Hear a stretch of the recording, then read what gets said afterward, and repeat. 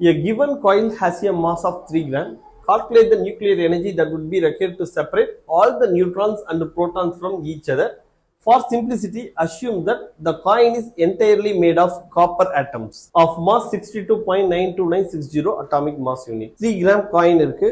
It is completely made up of copper atoms. நம்ம சிம்பிளிசிட்டிக்காக அந்த மாதிரி கொடுத்துருக்காங்க. அந்த மாதிரிலாம் காயின் ரெடி பண்ண முடியாது.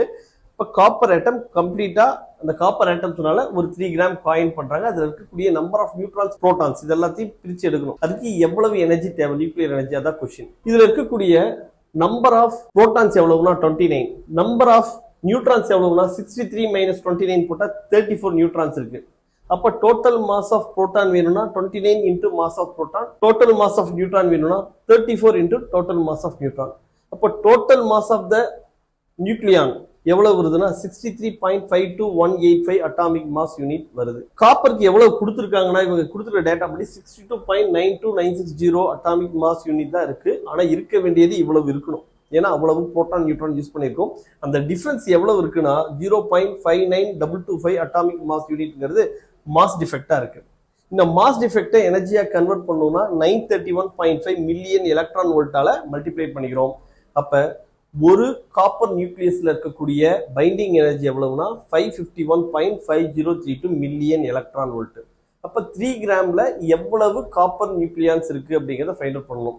ஓகே, இப்ப number of atoms in 63 gram of copper வேணும்னா எதுக்காக 63 கிராம் சொல்றோம்னா காப்பரோட மாஸ் நம்பர் 63. அப்ப 63 கிராம் ஆஃப் காப்பர்ல இருக்கக்கூடிய நம்பர் ஆஃப் ஆட்டம்ஸ் என்னன்னா அவகாட்ரோ நம்பர் என்ன 6.023 இன்டு 10 பவர் 23. இப்ப 63 கிராம்ல இருக்கக்கூடிய காப்பர் ஆட்டம் 6.023 இன்டு 10 பவர் 23னா 1 கிராம்ல இருக்கக்கூடிய காப்பர் ஆட்டம் எவ்வளவுனா this value Avogadro number divide by 63. அப்ப 3 கிராம் வேணும்னா இந்த வேல்யூவை 3 ஆல மல்டிப்ளை பண்ணிக்கணும். அப்ப 3 கிராம்ல இவ்வளவு நம்பர் ஆஃப் ஆட்டம்ஸ் இருக்கும். எவ்வளவு 2.868 இன்டு 10 பவர் 22. ஒரு காப்பர் நியூக்ளியர்ல இருக்கக்கூடிய பைண்டிங் எனர்ஜி இவ்வளவு சொல்லிட்டோம். அப்ப இவ்வளவு காப்பர் நியூக்ளியஸ்ல இருக்கக்கூடிய பைண்டிங் எனர்ஜி வேணும்னா this value into this value போட்டோம்னா total binding energy கிடைக்கும்.